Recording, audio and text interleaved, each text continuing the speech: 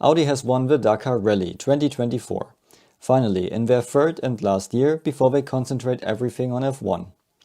It's an historic win, not just because it's the first time a car with an electric drivetrain and combustion range extender is winning the Dakar, but also because the new class T1 Plus was created on Audi's request to join. And the T1 Plus category is very popular now and makes the Dakar very attractive for other manufacturers. So how did Audi start this program? At the beginning, in 2020, there were two different car concepts in the Dakar Rally. Four-wheel drive cars with small 32-inch wheels and 280mm suspension travel, and two-wheel drive buggies with large 37-inch wheels and 460mm suspension travel. These 32-inch wheels are naturally deforming more often because of their smaller radius, and at the same time, four-wheel drive vehicles were heavier, so they had lots of tire failures. When Audi wanted to join, they saw the four-wheel drive problems, but for them it was clear that they want to win Dakar with an all-wheel drive vehicle. So they asked to be allowed to use the larger 37-inch wheels on an all-wheel drive car, and with more suspension travel.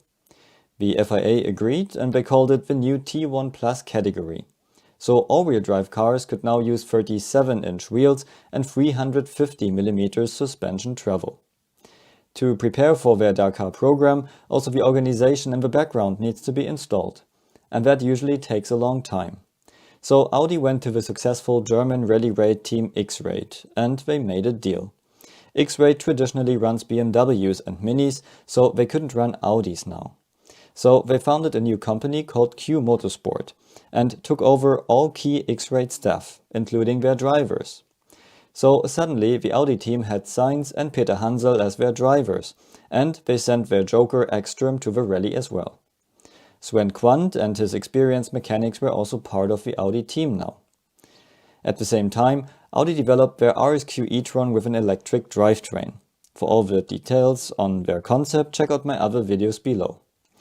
So they took their Formula E electric motors, one for the front axle and one for the rear axle. But a purely electric drivetrain would not have been able to cover the huge distances of a Dakar stage at a decent battery weight. And so they decided to use their most capable combustion engine, the DTM 4-cylinder turbo, and used it as a range extender. They optimized the engine to just one engine speed, where it's constantly running, and they added a third Formula E electric motor as generator. Advantage of this drivetrain was now that it's a lot more efficient than the standard combustion engine competitors, and hence Audi only needed a 295-liter fuel tank instead of 500 liters like their rivals. In the first year, Audi brought a car with a designer bodywork, which looked cool but was not very functional. Especially the spare tire mountings were too complicated, which cost them lots of time. There were unnecessary air intakes and too much bodywork parts, which increased weight. So the first version was well over the weight limit, and also the suspension proved to be not stable enough, a problem that every new Dakar vehicle has. In the second year, they heavily modified the car. They removed all unnecessary bodywork, reduced the weight to the minimum limit, and increased the fuel tank to 340 liters. Main problem was still the suspension, and they had many suspension and damper issues. Also, the spare tire mounting still cost them some time and needed improvement. For the third year, Audi updated a few details around the car, but mostly concentrated on suspension and to make it tougher. Audi even went back to Saudi, to the areas where they had the most problems, to test there and to understand the issues. In the end, in the third year, they had a good car, which had a lot less suspension failures, although there were still a few.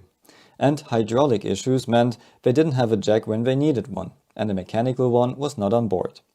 Anyway, through great teamwork, Audi could win the Dakar Rally 2024, and it's a good way to say goodbye.